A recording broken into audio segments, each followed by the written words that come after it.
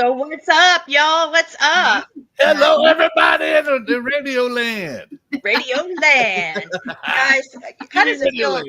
How does it feel to be part of one of the best podcasts, out there? It is awesome. I Yes. love our listeners. You guys are the best, and hopefully we give you guys some entertainment, some education. Rez. Hello, Rez. So I just want to tell Rez that he's now part of our tribe. End of story. I have Yes, I already told him that. he's my love. Yeah, when I say tribal, I mean it because all three of us are in the same tribe. Yes. And Rez, I'd love to know more about your heritage if you would like to reveal that. Not that whatever you want to do with that, but I would like to invite you. Oh yeah. To discover a little bit about our United Tribes of South Carolina. We have a chief named Chief Lamar Nelson, and he is a very honorable person. He's a good chief.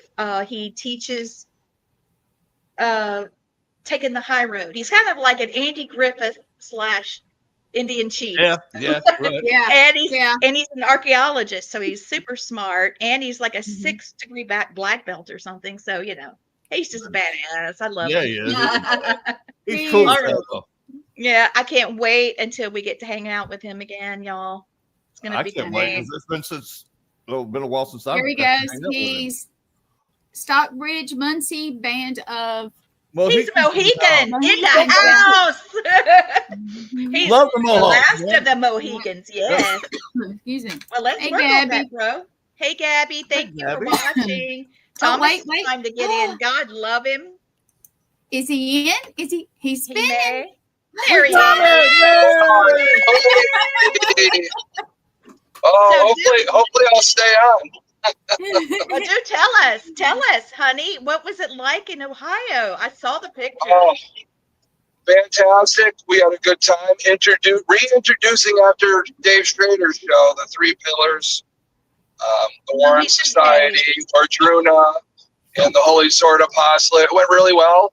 Got to see a lot of old friends, make some new friends, get to talk about all our stuff, what we do on the show here, and trying to create some other shows. So, long drive to create them. Good, Thorn. But it's been great. Parapsychon was awesome. If you didn't make it, make sure you make it next year. We're going to be back, and it's going to be a lot of fun. Well, let's also do a shout out for the Connecticut Paracon. Just read below my name. Right below my name. So, Yeah, we see that. And Gwen also ran the video about it. If you guys are, those of you watching, I invite you to join us. You don't want to miss this. No. But Patrick is going to be there. He is an icon. I mean, let's just face it. Those of us that have a Gothic soul, we love Butch. And from the Monsters, from Lidville, from so many different things. I know he loves cars. So, he's a lot of fun to talk to. He's a really good guy. Yeah. Well, just so you guys know, there's going to be tomorrow, my partner, the shaman and the showman, Charles, we're going to be making a guest announcement nobody knows about. So it's going to be great. Hey, Aisha, I was just thinking about you. Oh my God. I just love her. There's so much I've got. So we'll see what happens. Cool. You can't wait. So tonight we are discussing something bizarre, something weird and wacky, and something smells in Denmark. Yeah. Boom! The death of Officer John O'Keefe, the murder trial of Karen Reed. And here they were, as it once was. And we've got, it's just a mess. Blaine was giving us a big rundown. I know you're traveling, so this is the only thing I've got at this moment that relates, okay? She's a 45-year-old financial analyst, and John O'Keefe was a Boston police officer. This incident happened January the 29th in 2022 in Massachusetts. The charges started as second-degree murder, manslaughter, while operating under the influence and leaving the scene of a fatal crash. Okay. Now, what the hell happened? let me get into the lies of that already. Okay, we're starting out early with this onion. This first layer off, Onion. and we're gonna do this. Onion, the onion. We're doing onion, and our hashtag can be beyond a reasonable doubt because there's so much reasonable doubt in this case. It's not even funny. Now let's start with one. For one, she was never tested if she was drunk.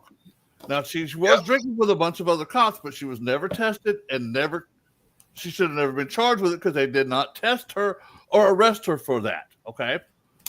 And they tried to accuse her of leaving the scene of an accident. Well, basically what happened, they had been at a party all night with a bunch of all these same cops at a bar, and they were going to have an after party at 34 Fairview Lane there in Canton, Massachusetts.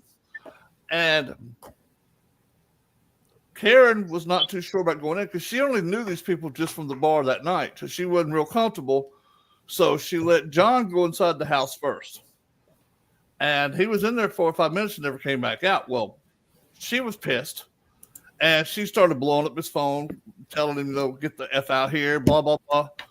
And then she just said, you know what, enough of this shit, and got up and left. Went back to John's house where her and John lived. And she was gone. All right. Then, according to the police, they said that she hit him at 12:45 at night. Well, here's the problem with that. 2:30 in the morning, a snowplow driver drove by that house and cleaned up the street. There was nobody in that yard. Nobody. Okay. So Karen goes back home. Then she starts getting worried about it.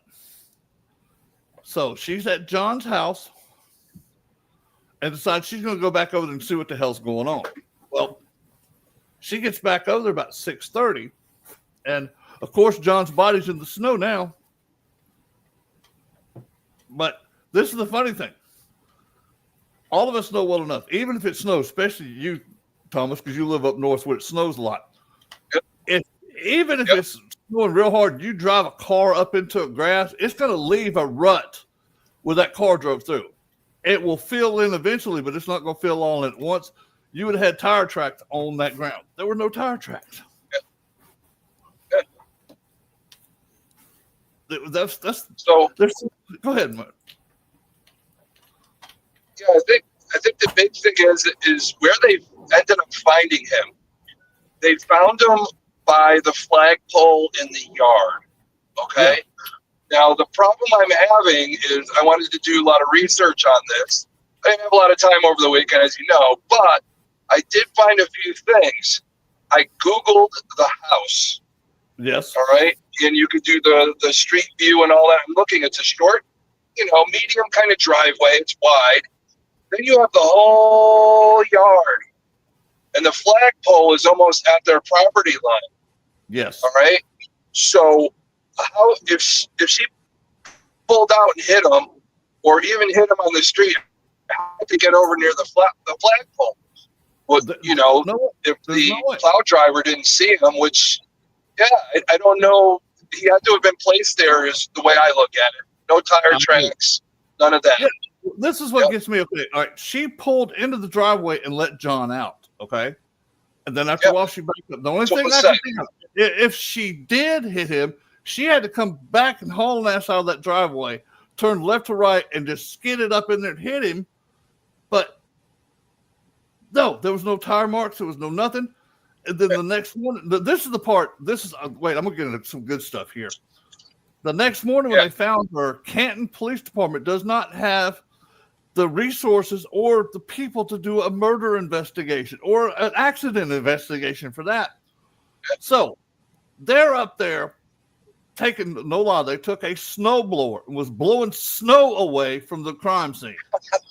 Oh my God! Are you serious? Oh wait, this gets better. This gets more contaminated. Oh, so they were contaminating evidence. It gets better. Okay, after the dude does the snow blow job over there. There it is. That's the hashtag. That is it. Okay, they didn't have anything to collect the evidence with, so they used some Solo cups out of the back of one of the cops' cars. Solo cups now. Scooped it up with the Solo cup. And wait, this gets better. They put it in a plastic garbage bag like you get at the grocery store. That's how they contain evidence. I'm like, whoa, time out right there. Whoa. I said blowjob. Snow blowjob. Yes. Hashtag snow blowjob. Okay, there is my first reasonable doubt right there. It's like the collection was just insufficient. Any cop agency should have known better than that. They should have waited till they got somebody that could have got the evidence collected correctly instead of putting it in red Solo cups and putting it in the damn Publix bag, you know? Wait, this gets even more better. More better. More gooder. More better. Okay. More better. So after the Keystone cops come over there and do a snow blowjob on the place and pick up evidence of plastic Solo cups. Yep. Okay. Then the body's sitting there. Okay, there is no Jesus.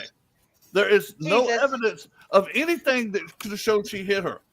Well, 5 o'clock in the afternoon, all of a sudden this red tail light pieces all of a sudden are just on top of the body. They were not there at 6 o'clock in the morning when they were doing the blowjob on the snow.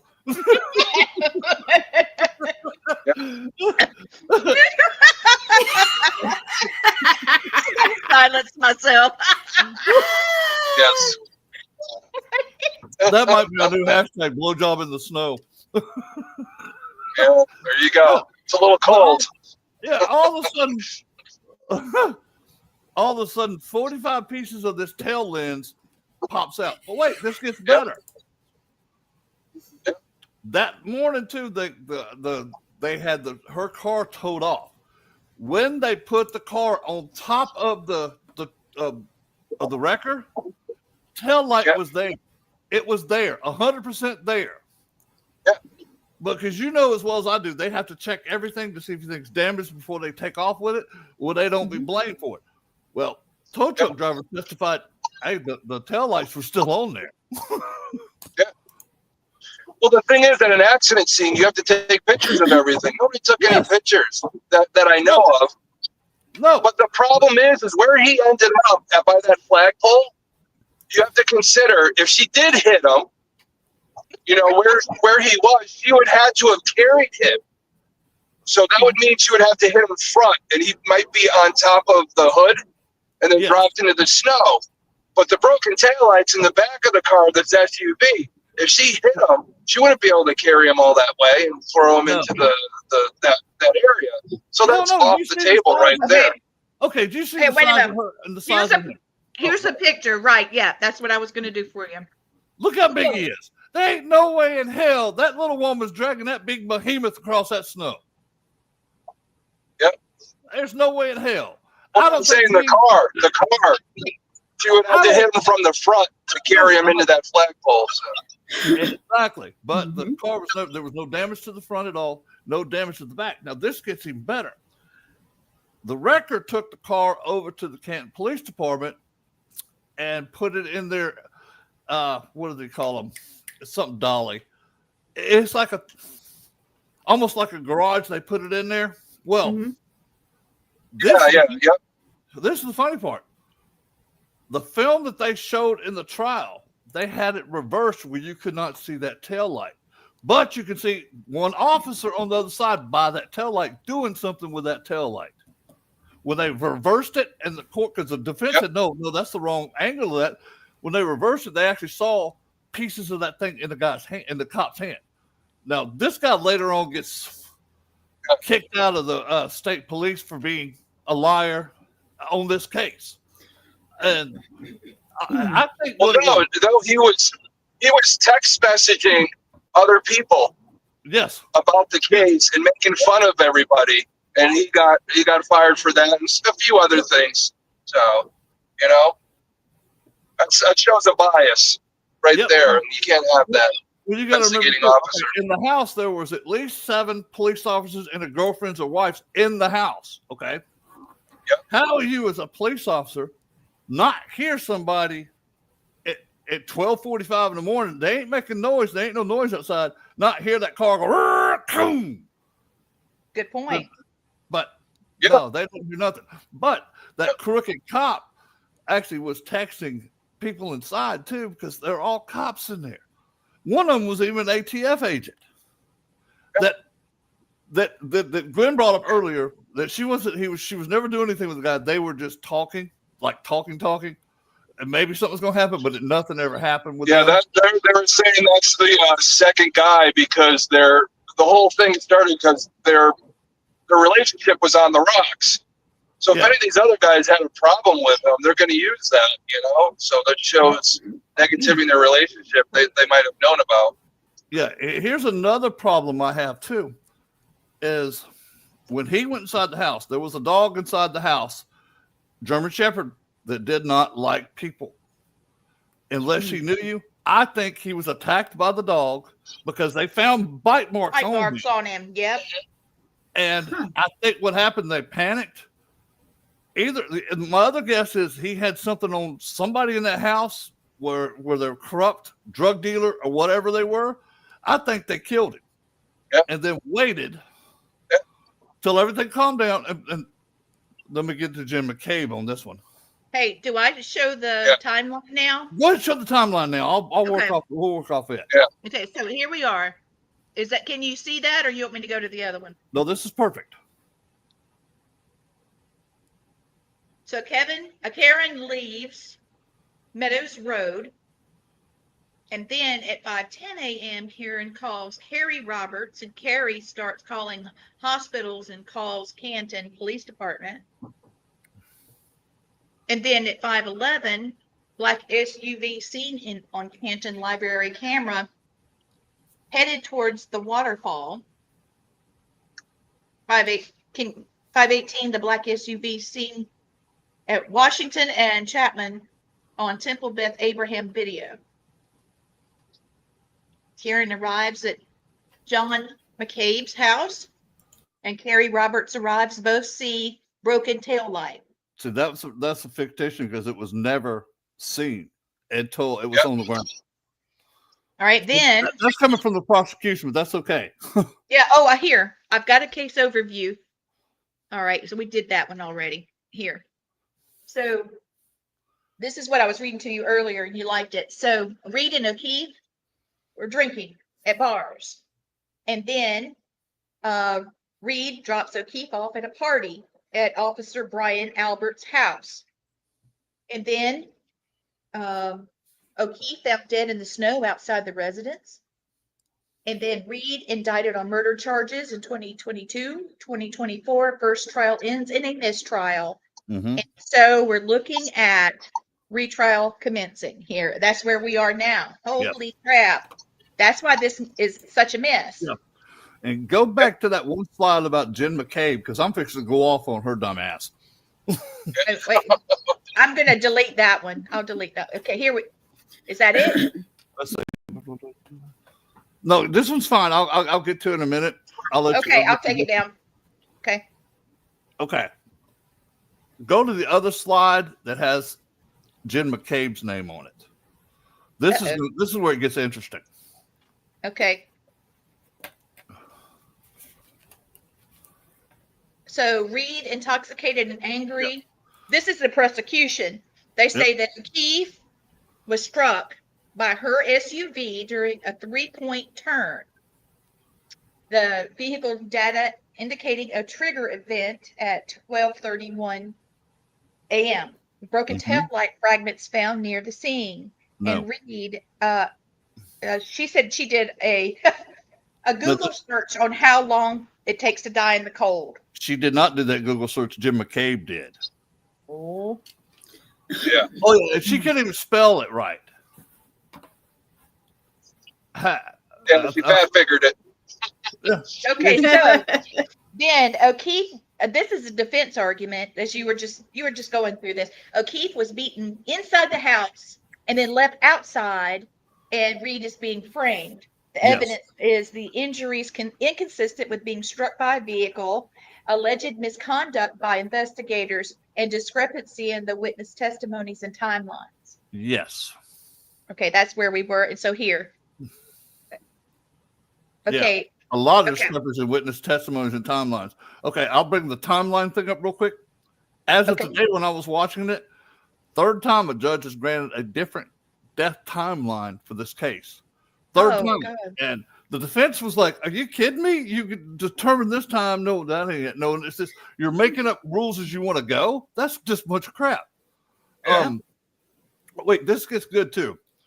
All right, supposedly she hit him at 12:45 or 12:35, okay? 2:30 in the morning, a snowplow driver rode by, slowly plowing the street, and there was no body there. None. Zero. Nada. And there's no way he couldn't have missed it because that flagpole is right by a light. Let me see if I can find a picture real quick. It's not.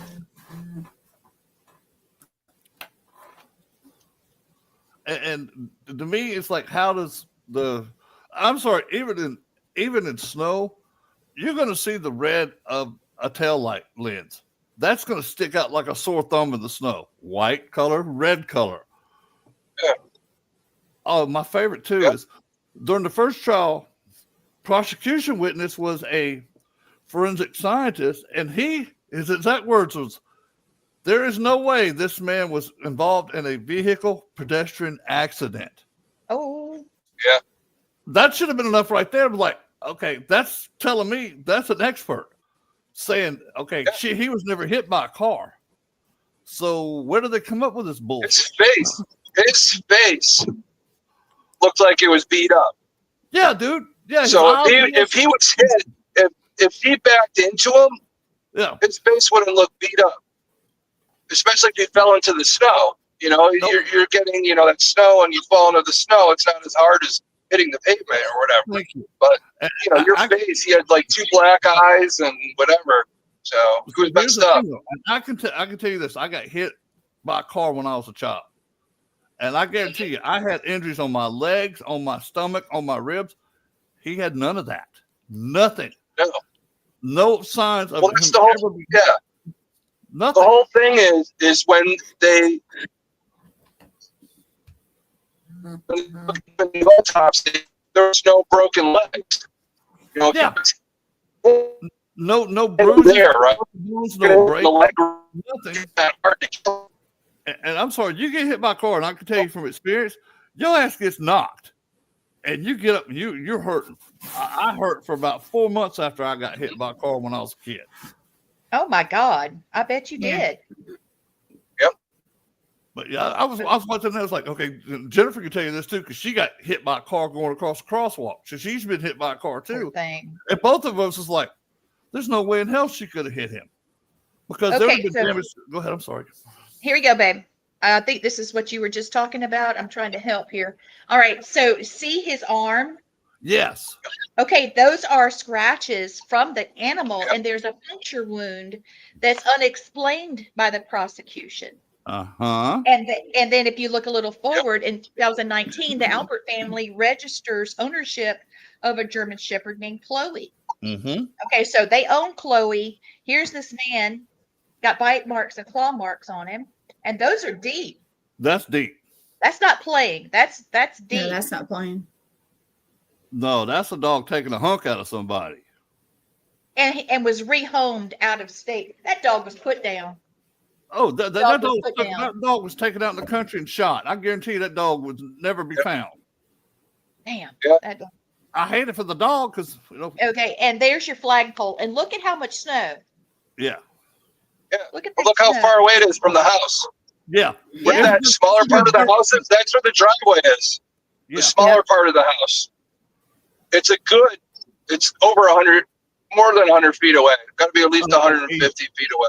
I think it was like 153 feet from the driveway over to where he was found. Yeah. You know how hard you would have to hit somebody to launch them that far? So, It's impossible. It just doesn't scientifically. You're right. The laws of physics go completely against that unless we're in an anti-gravity field. And last I heard, Earth had gravity. So Shot out of a it's the supernatural part of our show. yeah, no doubt. Yeah, aliens grabbed him before he got in the house, and then anal probed him, and then dropped him by the fire, the flagpole. There you go. I don't know. This man's a big dude, okay, and for him to be knocked that far, yeah, no, I'm not believing that. No. I'm with you. I am with you on that. No. There's no way in hell. Plus, Definitely not. that would have been abrasions and stuff on his back or his legs when he got thrown back. Even though he hit the snow, it's going to cause friction. It's going to cause some skin removal. Thank you, Thorne. I'm with you. Clearly, he was not hit by a vehicle. No. Oh, and he would have had broken bones. Oh, yeah. Big time. I mean, his hips would have been broken. His legs would have been broken. His lower stomach would have been internal damage, possibly ribs. There was none of that. None. And you know my favorite part was? Yeah, go ahead. He had grass stains on his pants in that deep of a snow. Yeah. In the How the hell snow. did you get that? Mm-hmm. Yeah, exactly. In the snow. Yeah. Okay. How deep that snow was, that picture you show, yeah, I don't think so. Yeah, and just looking at what we've talked about so far, it's like, okay, beyond a reasonable doubt. There's so much beyond reasonable doubt here. And saying that Karen Reed, this is funny through the prosecution's whole thing is when she got back to the house around 6:30 or so, Jen McKay come outside and she looked at Jen and says, "Oh my God, did I hit him?" And what they brought up court is, "I hit him." They didn't put, "Oh my God, did I hit him?" I hit him. I'm like, whoa, time out. No, that ain't what she said. And that's what they're based their whole case on. Yeah. And this is another funny thing too. Going back to the snowplow driver, he was making another run about 4:30.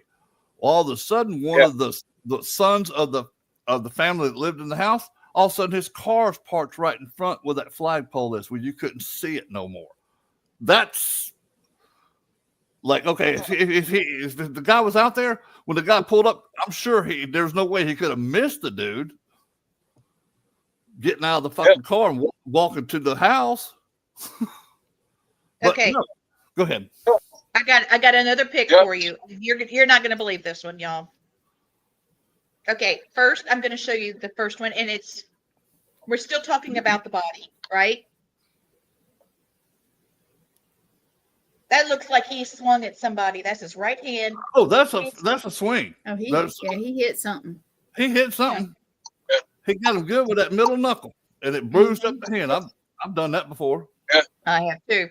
And now this one says he was definitely drunk. He was definitely drunk too, because he didn't throw a punch the right way. Yeah. Exactly. Yeah. So look at this. This is a picture of them at the bar when they went drinking earlier in the day. Remember, we're doing the timeline.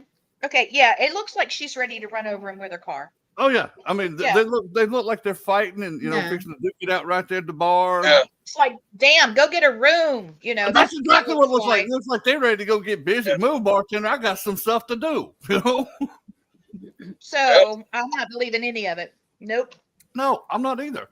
Yeah. And I'm thinking that the cops there, because sorry to say this, Thomas, but northern cops aren't the most trustworthy. Like New Orleans cops are all a bunch of crooks, especially Massachusetts.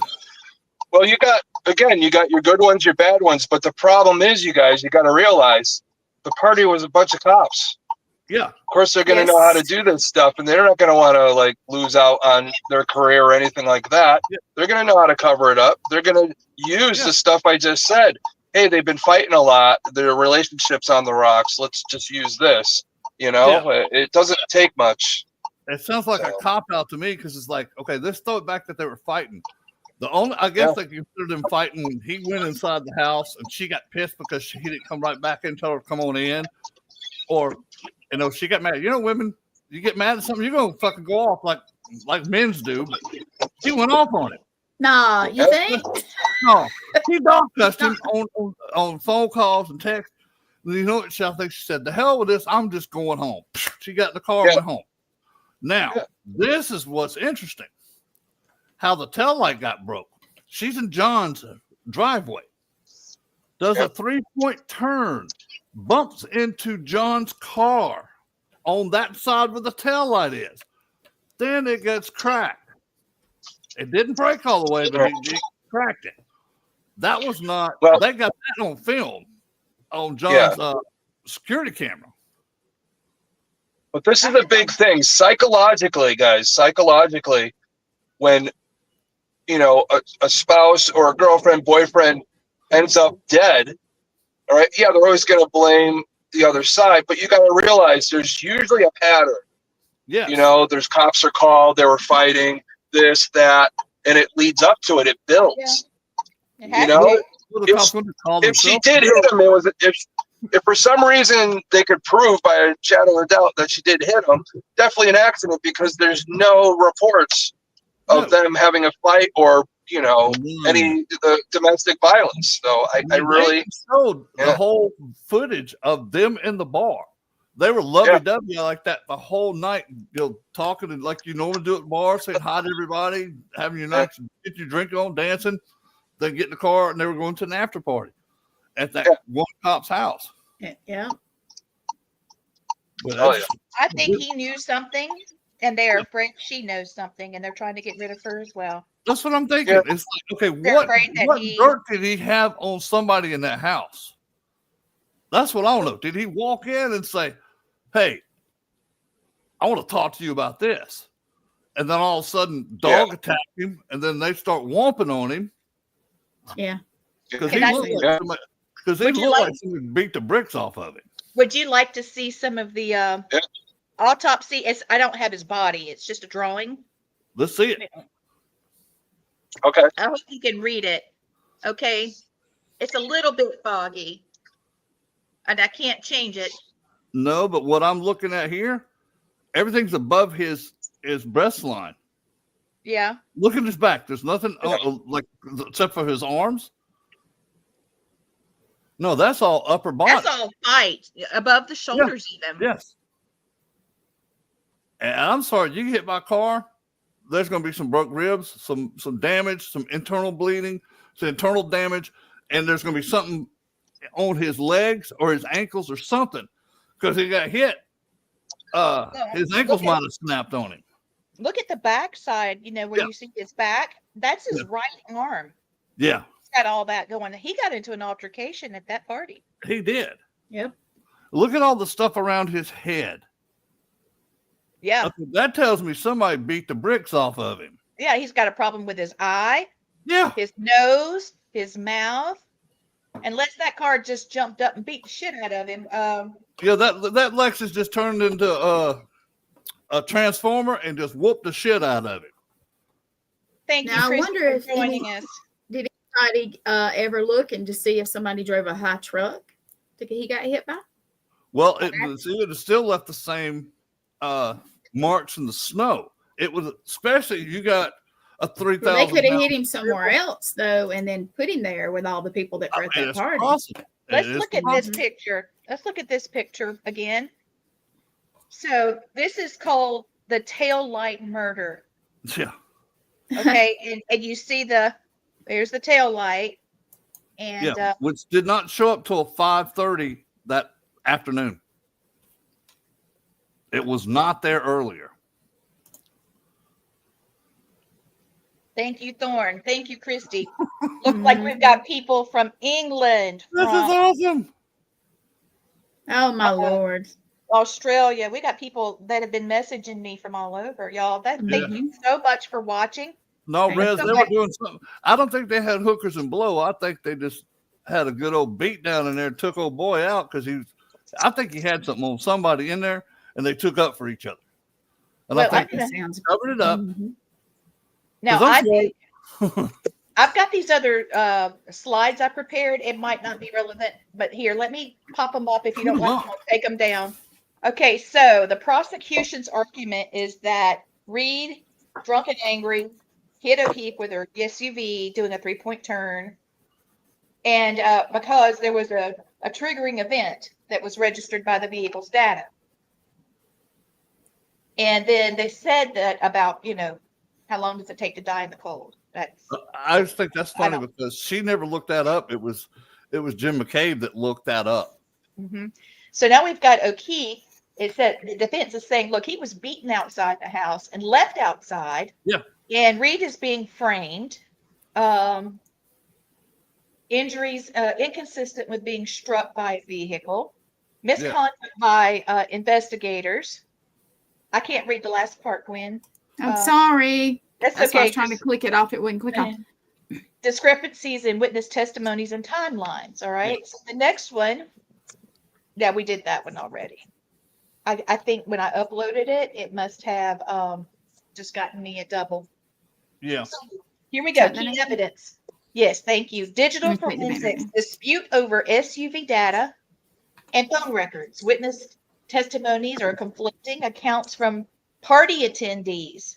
Oh boy, so they can't get their story straight at the party. Nope. Investigation integrity, allegations of cover-up and mishandling evidence. Yes. And then the public interest is of national attention and divided public opinion. Yeah. Let's don't forget that we're talking about New England, right? And we have a possible serial killer there. Yeah. This is not the time for this bull steak right here. No. And that just makes me wonder, okay, if they could do this to Karen Reed, who else have they done this to up there? I know. Anywhere. I mean, it's all the same. So here we have the retrial. Okay. And then the defense challenges expert qualifications on the SUV, and the judge allows this expert testimony despite the objections. Yeah. Okay, so here we are. We're in the middle of all this. The Karen Reed trial highlights complexities in criminal investigations, the impact of public perception, and the challenge of discerning truth amid conflicting narratives. What a mess. It is a mess. It's like, okay. So I have a question real quick. Yeah. Mm-hmm. Is this being tried in the same county area? Yeah, the only thing they changed was the prosecuting attorney. The first one did not want to redo the trial, so it's a brand new prosecutor on this one. Defense is still the same, location still the same judge. They should have not done that before. I thought there should have been a whole different judge on this one, because it almost, just for me watching the trial, it almost seems to me like she's trying to help the prosecution out because their case is being just disintegrated by their own expert witnesses. Rez, you are correct. Barney Fife. Oh yeah, terrible Steve. And that's an insult to Barney Fife. Rez. That's true. Now, Barney would at least she's one bullet. I don't know. Is Karen Reed guilty? I don't know. No, she's not. So, I don't know. People.com reported that Karen Reed called her boyfriend 44 times about the time he died, saying, "You're effing another girl." And that's to be stated. When you're pissed off somebody, you say the stupidest things anyway. Yeah. Especially when you're drunk and saying stupid shit. Yeah. You don't know what half the shit comes out of your mouth when you're good and drunk. Through that. So see, I agree with Christy. Do you see what she said? Being tried in the same county isn't fair. That's what I was asking about, because that shouldn't ever happen. No, they should have went to a different jurisdiction. And I'm just trying to figure out how they found a jury pool for the second trial, because this thing has been everywhere, all over the everywhere. HBO's got a special on it. Well, okay, as of today, the retrial of Karen Reed, I'm going to give you an update because I'm looking at it right now. As of today, it's in its 5th week at Norfolk Superior Court in Dedham, Massachusetts. Same place. Reed faces charges of second-degree murder, manslaughter while operating under the influence, and leaving the scene of a fatal crash in connection with this January 2022 death of her boyfriend. Okay. The development's expert witness scrutiny. The defense has challenged the credibility of prosecution. Sharon Burgess, a digital forensic analyst. She works with a company called Aperture LLC. defense attorney Robert Alisi questioned Burgess about the inaccuracies in his resume and his LinkedIn profile, suggesting potential bias and undermining his reliability as a witness. Oh, yeah. Okay. Well, one thing he asked him, he says, do you have a degree in this? No, I do not. Do you have a degree in this? I do not. And this is funny. This is my Alabama part of the story. The witness went to school at UAB, University of Alabama, Birmingham. Yeah, he hasn't finished school. What now? He has not. He doesn't even have an undergraduate. He doesn't have an undergraduate. And I'm like, okay, how is this an expert witness on this? Okay, all right. You'll go find the billiest Alabama guy you can find and bring him up there to court. Calm the hell on. Okay, so I know how you are about the SUV data. I know that's something that bothers you. So it got brought up today. Burgess testified regarding data from Reed's Lexus SUV, indicating a backup event that occurred at 12:32, and there were two apparently. One at 12:32, 04 seconds, and then 12:32, 12 seconds on the night of O'Keefe's death. And he noted a clock variance between the SUV system and O'Keefe's cell phone, which he attempted to reconcile using data from a 3-point turn earlier that night. And this is funny. On film, they got her doing a 3-point turn, but it was at John's house after all of this stuff pulling happened. out of the driveway and then going back up the street. He pulled out the driveway, smacked his car, didn't realize she hit it, took off, did her 3-point turn, went on. When she left the house where John was dead at, she backed out of the driveway, went backwards toward her left, and then straightened back up and went back to John's house. She never went in the yard, not once. All right, so there's also a hiccup with the DNA evidence. Two DNA analysts testified, and now they're saying, hold up, there's specific details about my testimony that has not been disclosed, but yet it's been available. So they're getting part of the story there. And then the defense continues to argue that Reed is being framed and O'Keefe is fatally injured inside the house where the party took place, possibly another law enforcement agent, officer, and they suggest the scene was staged to implicate Reed. So that's exactly what I'm thinking. Because you had 5 police officers in the house. Okay, every one of them have done police work for quite a while. As none of them were rookies. They've been on the force at least 10 years apiece, if not longer. They would know how to stage a crime scene. And from what I'm seeing, that scene was staged like a mug, man. The tail lights just thrown up. All of a sudden, they appear at 5:30 in the afternoon. And, when the guy was out there doing the snow blow job, he didn't push a couple of things off. You want to know the other thing? The other thing that gets me is, I think across the way or diagonal was another law enforcement officer that lived in the house. I think they said he was like a chief of some sort, and he had cameras. But for some reason, if I'm not mistaken, sorry if I'm adding something. I think it was this case where all of a sudden the footage disappeared and they didn't use it at all for some reason. It was disappeared, and the cop across the street said, I forgot to turn it on that night, when knowing he turns that thing on every night when he goes to bed. To me, that was a crock of shit, okay? Yeah. I think he knew that something was going to happen over there, so he turned them off. But you're a police chief. You're going to have cameras on your house because you don't know who's coming after you. You might have arrested somebody. They're pissed off and their family's coming after you. You don't know. Yeah. I've got cameras on my house. Yeah. And get ready to put up more. Why not? Yeah. No, Lord. I mean, y'all, this is like the biggest cluster F y'all have ever seen in your life. And yes. This is embarrassing. One of them, yes. It is embarrassing. I mean, especially because I watch a lot of, and Thomas probably too, I've watched a lot of trials from beginning to end, and I listen to both sides. I listen to the evidence the prosecution presenting. I listen to what the defense is going against on that. what expert witnesses they have, and just it's got me befuddled. Like, how in the first trial did she get anybody vote and say she was guilty? I'm like, okay, once that one forensic expert said there was no way he was in a vehicular pedestrian accident, that should have been it right there. Yeah. That's saying to me she could not. That was a prosecution witness saying that she could not have been hit by a car, or she hit him with a car. There's no way in hell. I know, it's got me too. It really does. All right, so I did a poll. Okay, and I just did some research on what does the public say about all this crap? Okay, that was a big question. So this is what I got. I did a poll. Okay, they support Karen. Yeah. A significant segment of the public believes that Karen Read is innocent and a victim of law enforcement cover-up.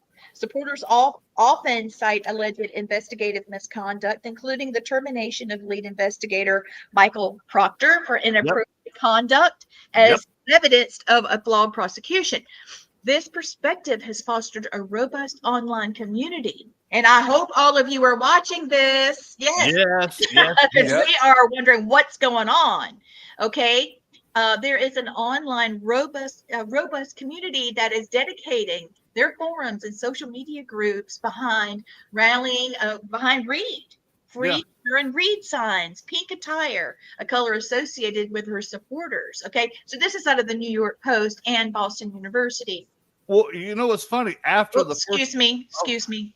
After the first trial ended in a mistrial, all them people outside started yelling, "This is bullshit! This is bullshit!" Yeah. They need to be saying it now too. Oh, they are. It's like it's like a prime ticket if you get into the courthouse now.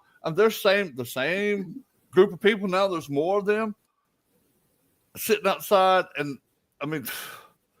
It just happened to me. Go ahead. I got two more summaries. Let's see what you guys think, okay? And those of you watching, please comment. Gwen will pull it in. I have been. No, I know you have. All right, so we have skepticism and criticism. Okay.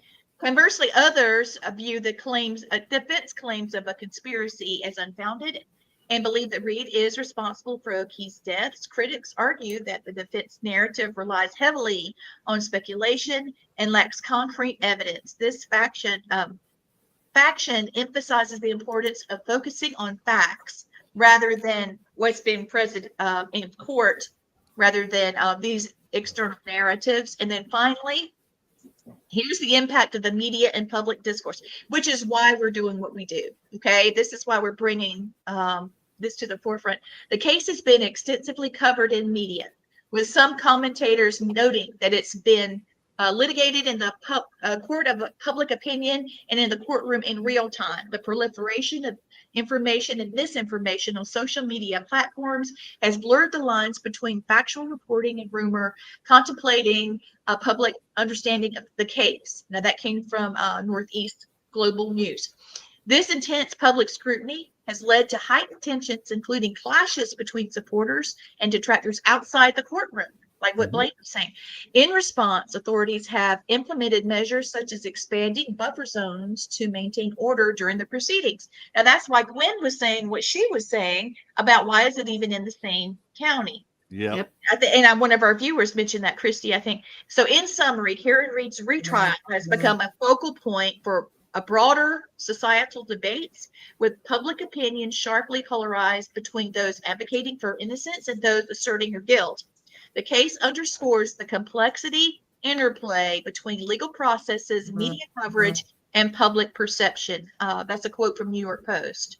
So what do you guys think? Okay, what I'm thinking on that is, okay, what evidence has the prosecution brought out there that holds water? There's nothing that they brought out. Their own witness said he was never hit by a car. There was no tail lights there in the morning. There was, okay, she said, "Oh my God, did I hit him?" And they put it in there, "I hit him." Instead of, "Oh my God, did I hit him?" She didn't know if she did or not. And come to find out, no, she never hit him, because their own witness wouldn't have said no, he was not involved in a vehicular pedestrian accident. I mean, well, psychologically,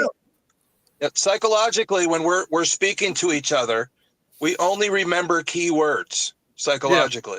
So when somebody's saying those joining words tend to go away when you're trying to remember what somebody said. You only remember those key words. And I think this situation is that somebody recalled not having the connecting words. Well, the defense brought it up. Her exact words were, "Oh my God, did I hit him?" Like she didn't know. But when they just put in there, did I hit him? Or I hit him is what they put in there. And there's too many witnesses that okay, the tail light wasn't there. The snowplow driver did not see anybody laying in the yard. Why would they rehome the dog? And why would one of the kids, after all this was done, park his car right in front of the flagpole where nobody could see what was in the yard? That's hinky. Well, I don't know. Maybe the body was in the car and they pushed him out the passenger door. Could be. They should check the car. Oh, but they're not. No, it got sold already. The car's already been sold. What? Yeah, the car's been sold. Oh yeah, and plus they got every one of them got rid of all their phones. Every one of their phones was destroyed. Yeah, this is like this onion is so big we don't have a peeler big enough for it. No, we don't. God dang! All right, so I just did a search, right? On the inconsistencies during this trial. And oh my God, there's like 7. Okay, we have the cause and nature of O'Keefe's death and injuries. Okay, we know there's a problem there. This 3-point turn, whatever, did not happen. I mean, something happened, but it's just not lining up. Timeline discrepancies where they have a backup event at 12:32 a.m., which prosecutors are saying is tied to her hitting him, but O'Keefe's phone activity continued past that time. Yep. Creating questions. When did he die? Okay, Yep. That's that.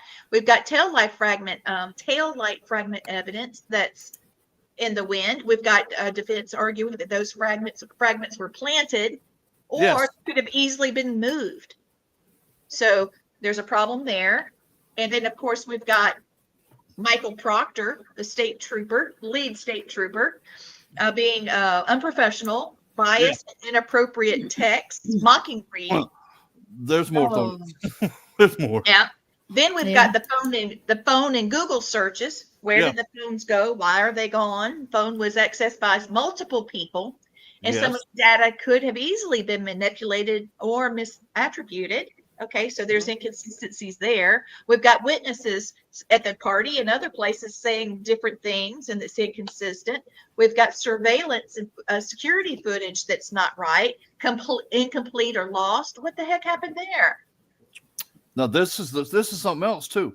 Cause of death was blunt force trauma to the head and hypothermia. It says nothing about hit by a car. Blunt force trauma to the head. That man laid out there and froze to death. Yeah, they beat his ass, took him out in the snow, or he stumbled. Yeah, they beat him, and he was still alive when he went in the snow. That's why Jim McCabe did that search. How long does it take to die in the cold? Yeah, no, that's right. That's just what we can find. I went over this. Me and Jennifer sitting there had these discussions on a regular basis. Every time we watched an episode, it was like, okay, that's not right. That's not right. That's not right. How can they do this and say it did this? The tail light really bugged me too a lot. Yeah. Christy, I'm with Christy. That tail light really bothers me. There's something. You watch the film that the prosecution put out there. They had a reverse angle of her car in the Sally Ports, what that thing was called, and they had it reversed angle. Well, the defense said no, that's not right. They made him turn around, and you see that state trooper guy over there fiddling around with the tail light. Then all of a sudden, 5:30 in the afternoon, nobody saw it all day, and all of a sudden, just 45 pieces of tail light just pops up out of nowhere. No.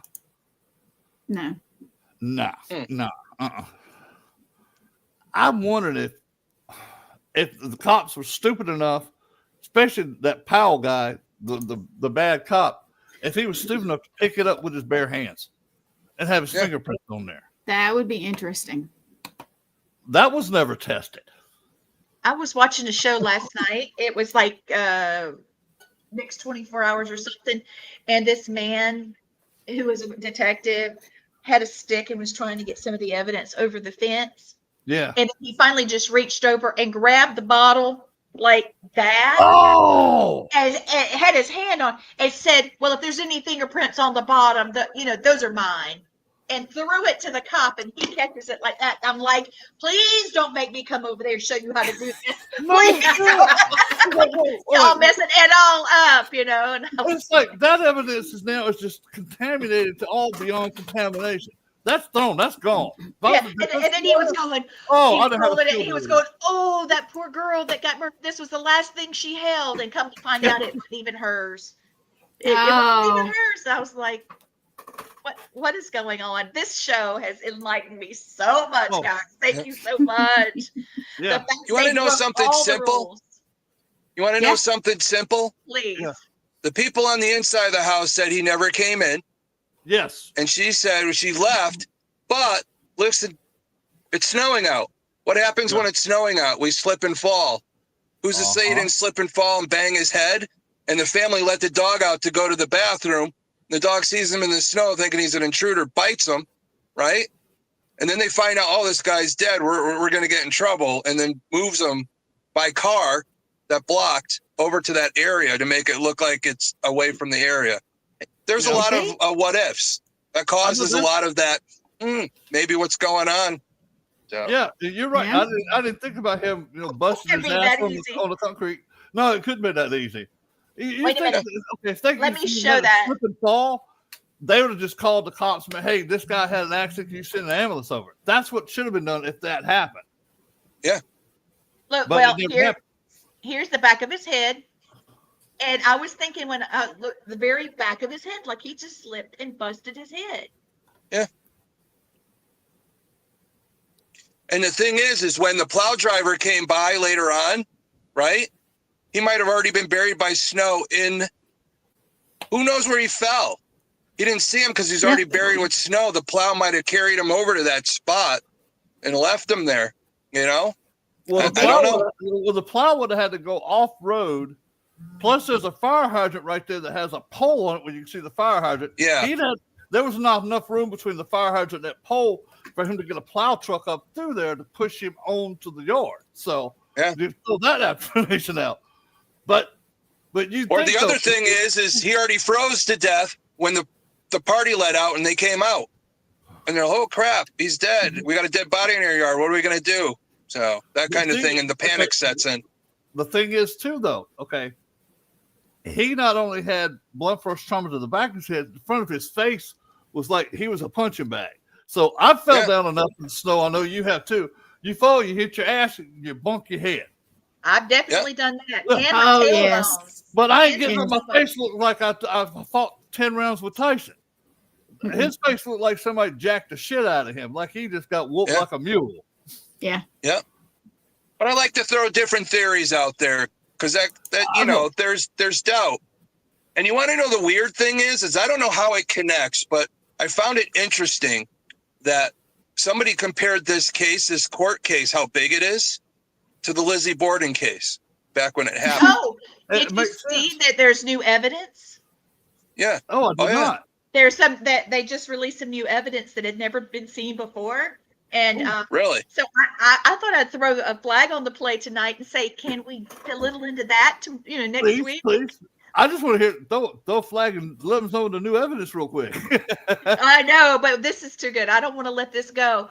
Okay. I just thought maybe next week we can.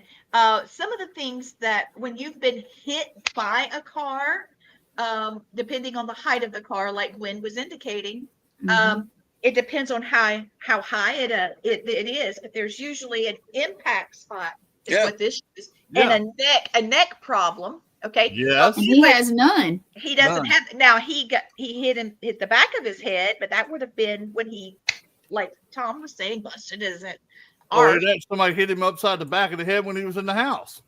Well, I will tell you, my former mother-in-law was hit and killed by a car, and it damaged her knees, it damaged her hips. I think Blaine, lower extremities is always a car lower accident. extremities. And she was driving a vehicle that was low to the ground, and there's all his injuries is like from here up. Yeah. And here. So it's not consistent. It's just not consistent. No, it's not. This is a waste. This reminds me a little bit of the Amanda Knox trial. Yeah. With all the media, fanfare. Think of this, though. That's right, Christy. Christy's right. If she comes out of this case as proven innocent, God, the lawsuits. Her lawyer right now is sitting there. Oh, he's looking at dollar signs. They've already signed another contract to do a follow-up show on the first one of another series, and I believe that HBO Max paid them up front a nice whopping $10-15 million to do it. And they paid her and her attorney for the first one. She got paid 10. She needs to move right now. If she can't move, Hey, if this comes out she's innocent, she better be having a big ass house on the beach in Fort Walton Beach somewhere, Yeah, but she needs to get the hell away from that place. Oh God, yeah. Because now if she doesn't, what other cops that are crooked up there are going to retaliate against her? Exactly. I'm telling you, who was the one that moved to London? What was that Chicago Bears guy? Stuff and moved to London or whatever. Yeah. Trying to cover the NFL in London. It's like, okay. Lord. Bless it. He's making it. He had the right idea. Get the hell out of Dodge. So yeah. Well, I have to say though that this lady has been able to make an argument. She's got a law team that is fighting for her, that believes in her, and they're rallying the social media. But why did they not insist that she be tried somewhere else? Being there is terrible. They tried to do a change of venue on it, but it was overruled by the judges doing the case. Now she overruled it. So from the beginning, she didn't have how you gonna find a jury in the first or second trial for this shit? And how are you gonna get a fair trial when you already got the judges being a dumbass and blocking stuff that shouldn't be blocked and having evidence not be put into evidence that should have been evidence? Some of the stuff she's doing is like, okay, she in on this gaffed? I mean, really? You want to know that this reminds me of? Remember when we had Rebecca on and we talked about the Pam Hupp murder? Yeah. Yes. The things she went through to set up, her best friend that she ended up being, convicted of murdering her husband and he was in prison for a while because of it until they figured it out. So, yeah. Something stinks up there in Massachusetts. I think it's a snow job with a blow in the middle. It's a snow job. Throw it up. I'll beat you to it, Gwen. I'm gonna beat you to it. Go ahead. Get it. That's what it is. This whole case. That was just off the top of my head. I'm like, okay, he's sitting there blowing the snow away. Those are the best ones. I was like, that's a snow job. That's it, honey. That when your brain functions like that, it kills me to the core. It hits my funny bone. You've done it when I have to mute. Yeah. I mean, that's this makes sense. It's like, okay, why out there with a snowblower to begin with at a crime scene? Aren't you? I want to put this out there, and I think Thomas may agree. I know a lot of law enforcement people because of what I used to do. Yes, you do. The very first things they teach you when you get out of school or before you get out of school, let me say that, is you do not fuck with evidence. No, you don't. You use. Don't hold back. Don't fuck with it. And you don't be a dumbass because it's going to come back to bite you in the ass. So, that's the first things they teach you. And they got it on film, the dude sitting there with a blower. And solo cops? What the? No. This is the funny part. They come out of his car. It's like you don't know if he was drinking a vodka and Coke or vodka and orange juice and that damn thing before he put the snow in it. Yeah. Exactly. And the trash bag was just something he had. Well, not trash bag, but his grocery bag that he had in there just came out of his car too. Yeah. Ain't no telling what's in. And you want to know the other thing? They might have the snowblower. The snowblower convinces me more that he wasn't hit by a car. Yeah. Thank you. Because Thank when you're in a car and you run over snow, it packs it down. So Thank the you. snowblower is going to blow the loose snow, and there still wasn't any track marks. Perfect. So they actually Perfect. kind of Perfect. proved the point by doing something Yeah. stupid.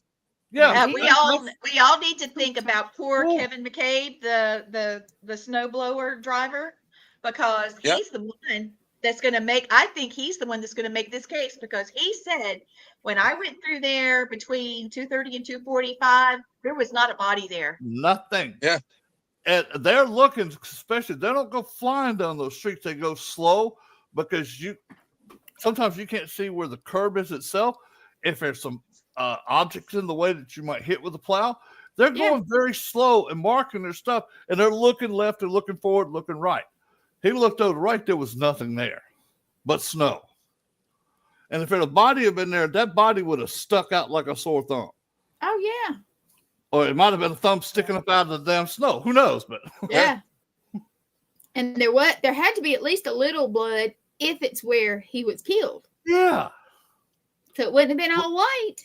I kept trying to find that picture. I couldn't find it. Oh, I wish you had that picture of him digging it up with a solo cup. That was like, oh my God.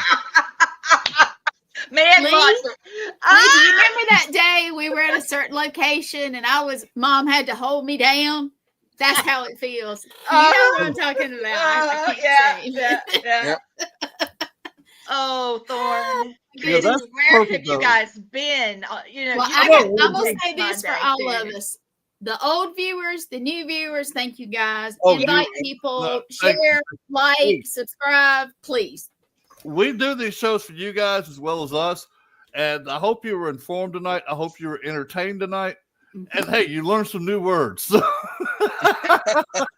Wait, let's pull it up one more time, Lee. You ready? You're going to beat me this time.